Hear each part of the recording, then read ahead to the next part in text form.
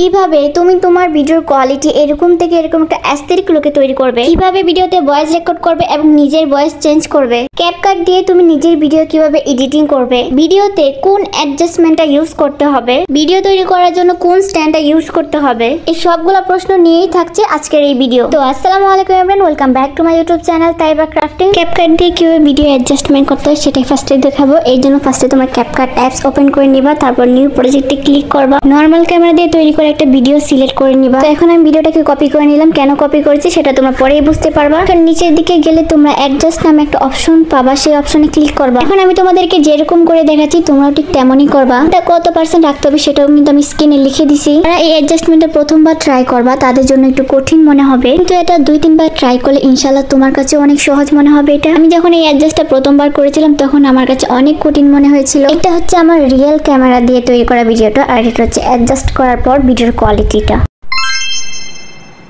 এখন আমি তোমাদেরকে দেখাবো ক্যাপকাট দিয়ে কিভাবে ভিডিও এডিটিং করতে হয়। তো এই জন্য নিউ প্রজেক্টে ক্লিক করবা, যে ভিডিওটা এডিট করবা সেটা সিলেক্ট করে নিবা। এখন ভিডিওর মধ্যে যে সাউন্ডটা আছে ওইটা আমি রিমুভ করে দিব, কারণ এটা আমার কোনো প্রয়োজন নেই। এখন যে ভিডিওর ক্লিপটা আমার প্রয়োজন নেই সেটাকে আমি ডিলিট করে দিব। কিভাবে করতে হবে ডিলিট সেটাও দেখিয়ে দিচ্ছি। ফার্স্টে এখানে ক্লিক করবা, ক্লিক করার পর নিচে কিনা একটা অপশন আছে ওইটাতে ক্লিক করবা। তোমার যতটুকু প্রয়োজন নেই ততটুকু টেনে ওই জায়গাতে ক্লিক করবা। তারপর যে ভিডিও ক্লিপটা প্রয়োজন নেই সেটার উপর টাচ করে এভাবে ডিলিট করে দিবা। এই ভিডিওর ক্লিপটা তোমার প্রয়োজন নেই, প্রত্যেকটাকে এভাবে সেম ভাবে ডিলিট করে দিবা, তাহলে হয়ে যাবে। আমি কিন্তু আমার সবগুলা ভিডিও ক্যাপকাট দিয়ে এডিট করি, কারণ ক্যাপকাট আমার কাছে অনেক সহজ মনে হয়। যারা নতুন ইউজ করবা তাদের জন্য একটু কঠিন মনে হবে, কিন্তু ধীরে ধীরে মানে চেষ্টা করতে করতে ইনশাআল্লাহ তোমরাও পারবে। ভিডিওটাকেও স্কিপ করবে না, সম্পূর্ণ ভিডিওটা ধৈর্য সহকারে দেখো, তাহলে তুমিও পারবা। এখন আমি আমার ভিডিও স্পিডটা একটু বাড়িয়ে দেব, এই জন্য ভিডিওতে ক্লিক করব, তারপর স্পিড নামে একটা অপশন আছে ওইখানে ক্লিক করব, তারপর নর্মাল নামের যে অপশনটা আছে ওইখানে ক্লিক করব। চাইলে তুমি তোমার ভিডিও স্পিডটা বাড়িয়েও দিতে পারো অথবা কমিয়েও দিতে পারো। সবসময় ভিডিওর শেষে যে ক্যাপকাট লোগোটা থাকে সেটা কিন্তু ডিলিট করতে হবে, এই জন্য ভিডিও শেষের দিকে গিয়ে সেখানে ক্লিক করবা, তারপর যে ডিলিট অপশন আছে ওইখানে ক্লিক করবা, তাহলেই হয়ে যাবে। ফাইনালি কিন্তু আমার ভিডিও এডিট করা শেষ। তোমরা দেখতেই পাচ্ছ কত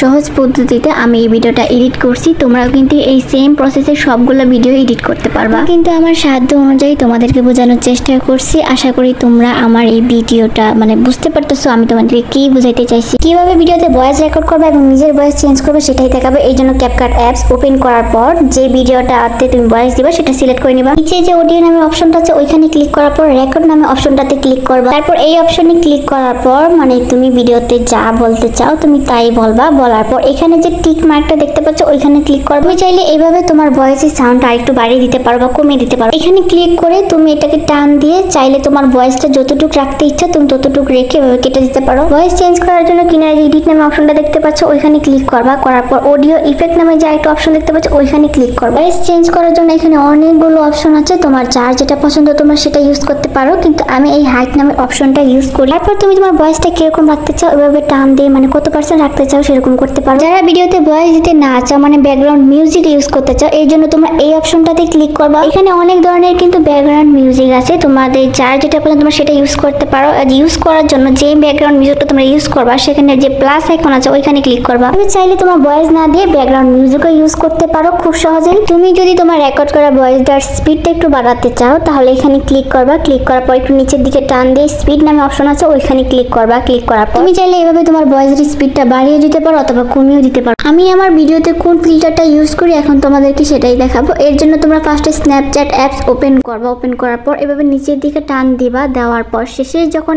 এই অপশনটা আসবে তখন তোমরা ওখানে ক্লিক করবা। তারপর সার্চ অপশনে ক্লিক করবা। আমি স্ক্রিনে যে লেখাটা এখন লিখে দিই তোমরা সেটাই গিয়ে সার্চ করবা। আমি যে ফিল্টারটা ইউজ করি এটার নাম হচ্ছে সান ফিল্টার। সার্চ করার পর এরকম চশমার মতো একটা ছবি আসবে, ওই ছবিটাতে ক্লিক করবা। এটা হচ্ছে রিয়েল ক্যামেরা দিয়ে তৈরি করা ভিডিওটা, আর এটা হচ্ছে ফিল্টার দিয়ে তৈরি করা ভিডিওটা। আমি কিন্তু ভিডিওর কোয়ালিটি সুন্দর করার জন্য এই ফিল্টারটা ইউজ করি, আর কোনো অ্যাডজাস্ট বা অন্য কিছু করা লাগে না, সাথে সাথে কিন্তু ভিডিওর কোয়ালিটি এরকম সুন্দর হয়ে যায়। আর এই ফিল্টারটার কোয়ালিটি মাশাআল্লাহ অনেক ভালো, তোমরা চাইলে এই ফিল্টারটা ইউজ করতে পারো তোমার ভিডিওতে।